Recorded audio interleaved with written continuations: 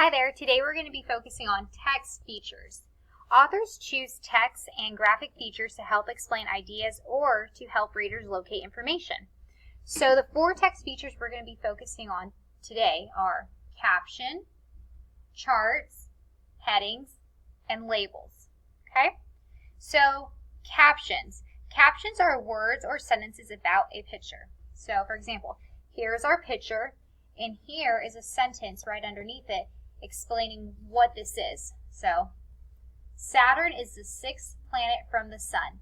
Saturn has many rings of rock and ice that orbit the planet. So here is the planet and here is the little sentence explaining the picture. Okay, that's what a caption is.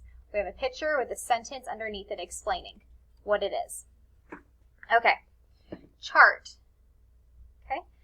Charts show information in a way that is easy to see and understand. So in these charts right here we have, what did you eat for lunch? Sandwich, hot dog, chicken, pizza, and we have some tally marks to show the numbers, the data. Here's another one. What is your favorite ice cream flavor?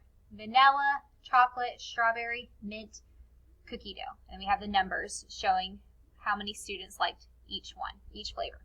Okay, so a chart. Then we have heading. Headings tell what part of a text is about. So, right here, do you see these orange arrows? It says all about a fish. And if we were to read this whole section right here would be all about a fish. So the heading tells you what you're about to read, okay? And our last text feature is labels. Labels name parts of a picture. So, here's our picture. Here's these little arrows to let you know what we're focusing on. This is the arm, right here, heat source, and this one, liquid, okay?